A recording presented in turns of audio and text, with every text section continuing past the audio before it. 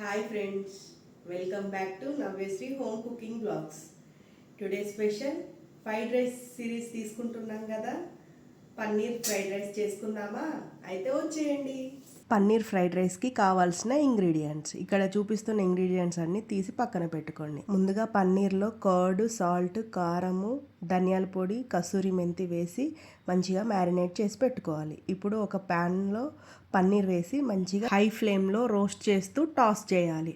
పన్నీర్ మంచిగా రోస్ట్ అయ్యి ఫ్రై అయిన తర్వాత తీసి పక్కన పెట్టుకోవాలి.